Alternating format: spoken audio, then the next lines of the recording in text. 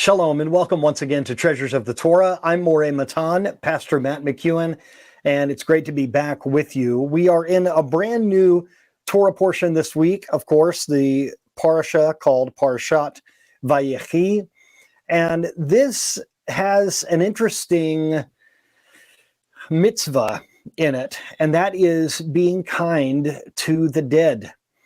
That might seem a little morbid of a subject to talk about, but it's really something that is very loving. And let's look at the scripture to see exactly what we're talking about here.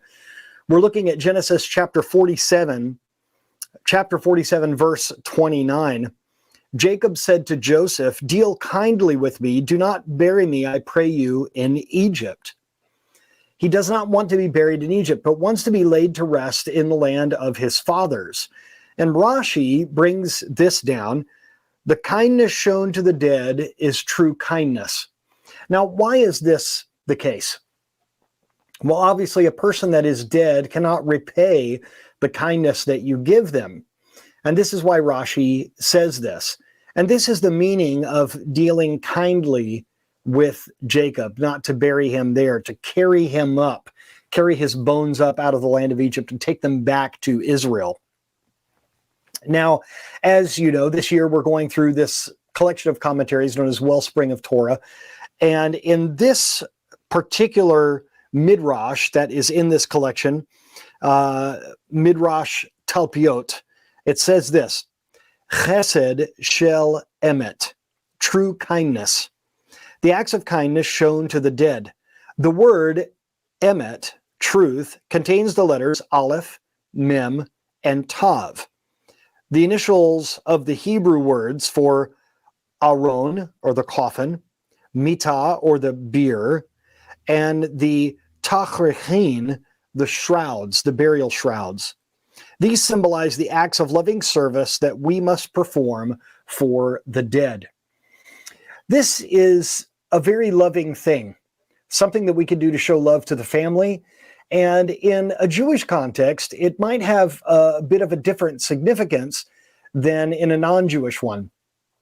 And let me explain something to you. If you're unfamiliar, someone who is a religious Jew, someone who is observant in their Judaism, the body is supposed to be buried within 24 hours of death, and the body is not embalmed in someone that is religious. The idea is we don't want to keep the body from decaying. We want the body to go back to the earth. We want the body to naturally decay and to return to nature. And so there's no embalming, there's no things like that. Now, also in an observant Jewish context, there's no cremation either. That's something that non-Jews do. So for a Jewish person, there must be systems in place where a funeral can happen very quickly. And that is why there is a Jewish burial society in each community, in each synagogue community. And this is a group of people that is called upon. They have to be ready, sort of at a moment's notice. If someone passes, they spring into action and they do those things which are needed, those particular prayers and the service that needs to happen for someone that has died. And as I said, since that happens within 24 hours, these people have to be ready relatively quickly. And this is a big mitzvah. This is a huge act of kindness that someone can do. And as Rashi says, it's an act of true kindness because, as I mentioned, it's not like a dead person can pay you back. So dealing kindly with Jacob, this was a big deal. And as we know, Jacob's bones and Joseph's bones were brought out of Egypt when the children of Israel came out in the Exodus. We also know, according to our rabbis, that it was in the merit of the bones of Joseph that all of the miracles happened at the Exodus, the crossing of the Red Sea, the manna, all of those miracles happened as a result of the merit of Joseph because they had the bones of Joseph with them. This is a very Jewish idea. We don't have to wait until someone dies to do an act of kindness. We don't have to wait until we die to do an act of kindness for our friends and loved ones. Let me please encourage you to make arrangements when you are able to do so, to have things like your will in place, to have your wishes for your service and the way that your estate should be divided up.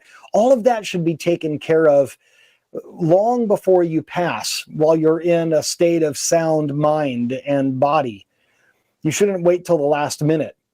I have seen, unfortunately, some devastating circumstances where families can get into disagreements or even arguments and fights over possessions after someone dies.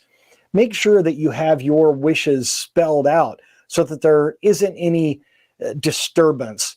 While people are making arrangements for your funeral, they shouldn't be discussing who gets what or things like that.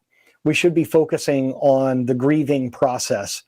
So let me just give you a bit of an encouragement to do that, to take care of these things. That is an act of loving kindness that you can do for your loved ones before you pass. So this idea of doing the true kindness, what is it that you can do to honor someone that has passed on? It might not even be a family member. It might just be a friend. It might be a friend of the family, or maybe a coworker or a boss at work. What can you do as an act of loving kindness done in honor of that person that has passed? And how can you choose to have that person's legacy carry on through you? I pray that this message has been a blessing to you, even though it's about a sort of difficult subject. It's something that we must face and talk about. If you'd like to study with me, where I graduated at Yeshivat Shuvu, you can go to shuvu.tv and fill out an application there. May God bless you as you continue to study and grow in His Word. Shabbat Shalom.